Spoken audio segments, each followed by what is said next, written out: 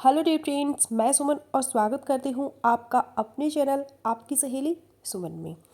Pregnancy successfully बच्चेदानी में जुड़ जाए तो क्या सिम्टम्स आती हैं, आपको कैसे पता चलेगा इम्प्लांटेशन पे। मेरी बहुत सारी वीडियोज मौजूद है, सक्सेसफुली प्रेगनेंसी को देखने के लिए आप उनको विजिट कर सकते हैं।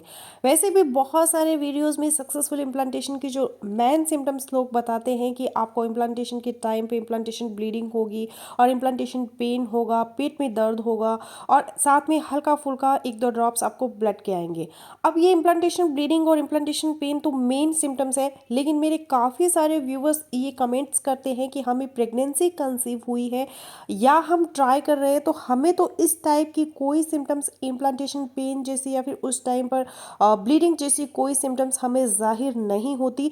तो क्या गर्भ ठहरने की इम्प्लांटेशन ब्लीडिंग जैसी कोई सिम्टम्स हमें जाहिर नहीं हुई तो क्या गर्भ ठहरने की इम्प्लांटेशन सक्सेसफुल होने की कोई और सिम्टम्स भी हो सकती है? तो जी हाँ, हो सकती है। अपने सक्सेसफुल इम्प्लांटेशन को कैसे आप पहचानेंगे, आज की इस वीडियो में इसी चीज़ पर बात करेंगे और साथ ही साथ एंड उसी टाइम पर अपने इम्प्लांटेशन को सक्सेसफुल करने के लिए, अपनी प्रेगनेंसी को सक्सेसफुल करने के लिए, ताकि सक्सेसफुली आपका बच्चा बच्चेदानी की दीवार के साथ जुड़ जाए, कुछ टिप्स भी मैं आपके साथ में शेयर करूंगी जो बहुत ही हेल्पफुल रहेंगी आपके लिए। अब आपके अंदर ओवुलेशन डे पे ओवुलेशन हो गई, अंडा आपका अंडेदानी से निकल गया, हस्बैंड का स्पर्म अंडे के साथ मिल गया, फॉलोपियन ट्यूब में आगे उसने एग को फर्टिलाइज कर दिया।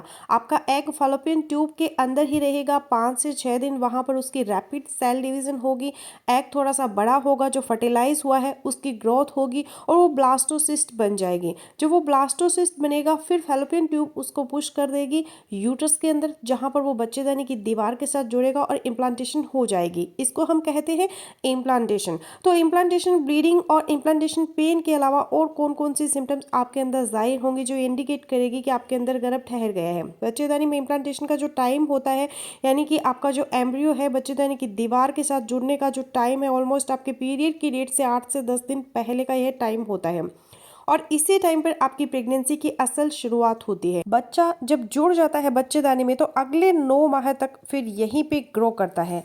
अब यूट्रस के अंदर इम्प्लांटेशन हो जाना, गर्भ ठहर जाना, यही कोई छोटा मोटा बदलाव नहीं होता महिला के अंदर, और इस बदलाव की वजह से आपकी बॉडी में भी काफ़ी सारे बदलाव आने शुरू हो जाते हैं। चाहे आपका सर है या फिर सीना है या ब्रेस्ट है, चाहे आपकी दिल की धड़कन है या फिर पेट की गड़बड़ है या प्राइवेट पार्ट में डिस्चार्ज है, तो इन सारी जगहों पर कुछ ना कुछ बदलाव आना शुरू हो जाता है इम्प्लांटेशन होने के बाद। और प्रेगनेंसी सिम्टम्स यानी कि प्रेगनेंसी के संकेत किस कंडीशन में फिर आपके अंदर जाहिर होते हैं और कौन से होते हैं ये बदलाव, इसी चीज़ पर बात करते हैं। तो वीडियो अगर आप लोगों को इन्फॉर्मेटिव लग रहा है तो प्लीज़ वीडियो को लाइक और शेयर कीजिएगा।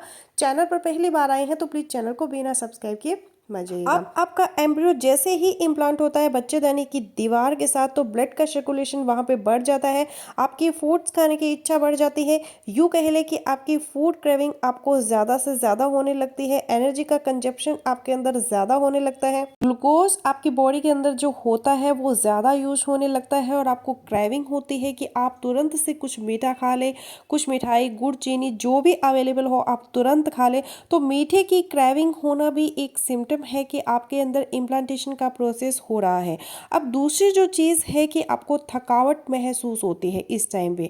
इसकी वजह ये है कि आप अपना रूटीन का काम का जो कंटिन्यू रखती है उसी रूटीन से आप काम कर रही होती है, लेकिन इंटरनली आपकी बॉडी के अंदर बहुत सारी चेंजेस आ रही होती है और आपको पता ही नहीं होता।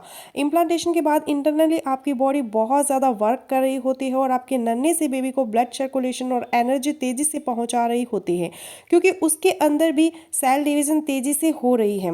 तो इस टाइम पर आपको थकावट का एहसास हो सकता है और यहाँ पे टिप ये है कि पीरियड के 20वें दिन के बाद अपने एनर्जी रिच फूड लेना है, ज़्यादा से ज़्यादा हेल्दी फूड का इस्तेमाल करें, लेकिन बाहर का जंक फूड ना खाएं, फ्रेश फ्रूट्स और वेजिटेबल। और एंड इसी टाइम पर एक बहुत ही इंपॉर्टेंट चीज़ आपको बता रही हूँ कि अनार का जूस 1 गिलास डेली बेसिस पे आपको लेना है और उसके अंदर आधा चुकंदर, हाफ बीट रूट का रस भी आपने शामिल कर देना है। ये 1 गिलास अनार का जूस इम्प्लांटेशन के दिनों में यानी कि पीरियड के 20वें दिन के बाद अगर आप लेती है तो क्या मैजिक करेगा।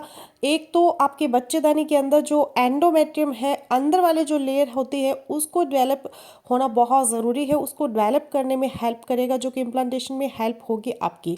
दूसरा, आपकी बॉडी का एनर्जी लेवल बढ़ेगा और आपको जो थकावट का एहसास बहुत ज़्यादा होने लगा है वह निःशब्द कम हो जाएगा। और जो ब्लड की सर्कुलेशन है आपकी यूट्रस की तरफ वो भी बढ़ेगी, जिससे इम्प्लांटेशन में अगेन आपको हेल्प मिलेगी। और एक और इम्पॉर्टेंट चीज़ है कि 1 गिलास डेली अनार का जूस प्लस बीटरूट का रस अगर आप लेती हैं तो आपकी इम्यूनिटी भी इससे अच्छी होगी। अब यहीं पे जो इम्पॉर्टेंट चीज़ है, जो इम्पॉर्टेंट सिम्टम है इम्प्लांटेशन के टाइम पे, वो है महिला की इम्यूनिटी का लो हो जाना। क्योंकि जैसे ही कोई भी फॉरेन बॉडी, कोई वायरस, कोई बैक्टीरिया आपके अंदर आता है तो आपकी बॉडी उसको एक्सेप्ट नहीं करती, आपका इम्यून सिस्टम एक्टिव हो जाता है।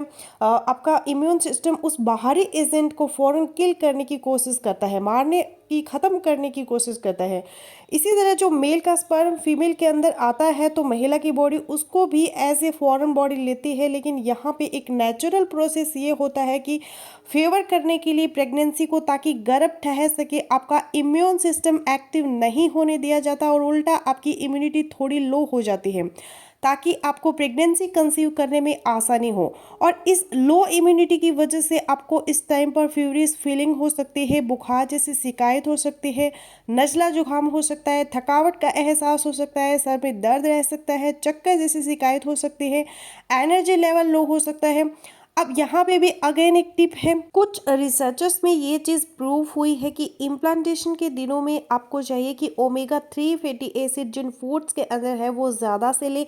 और दूसरी जो इम्पोर्टेंट चीज़ है जिंक, तो जिंक से भरपूर खाना ले जिन फूड्स के अंदर जिंक है, क्योंकि जिंक बहुत ज़्यादा हेल्प करता है सेल डिवीजन के अंदर और एस्ट्रोजन और प्रोजेस्टेरोन के लेवल को भी बैलेंस करता है। इम्प्लांटेशन के दिनों में डेली बेसिस पे आप जौ का दलिया ले सकते हैं और ब्राउन राइस भी आपके लिए हेल्पफुल होंगे।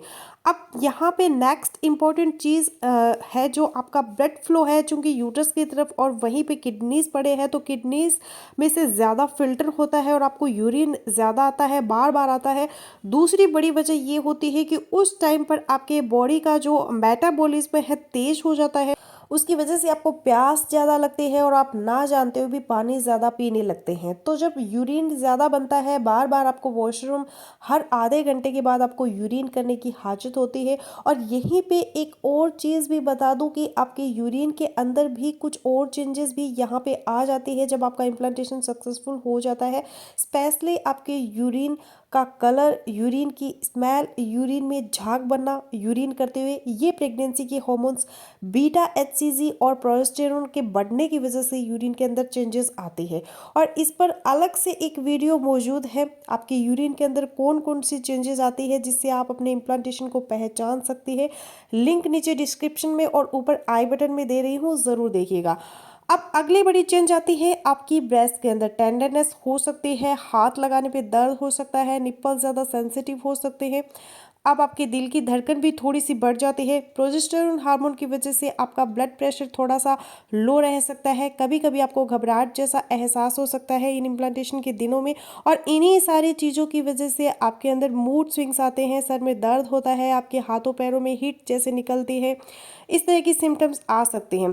तो ये बेसिकली यह सारी चीज़ें जो बदलाव जो आ रहे हैं आपके अंदर, ये आपकी प्रेगनेंसी की है, इम्प्लांटेशन होने की वजह से हो रहा है।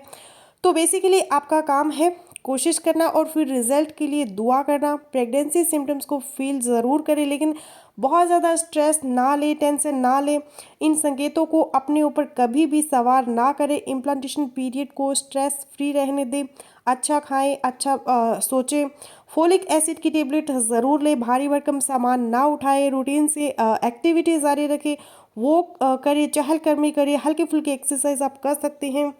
रिलेशन को आप अवॉइड करें हस्बैंड और वाइफ इन दिनों के अंदर, और इन्हीं सारी सिम्टम्स को दिमाग में रखकर आप अपने आप को प्रेग्नेंट लेडी की तरह ही ट्रीट करें।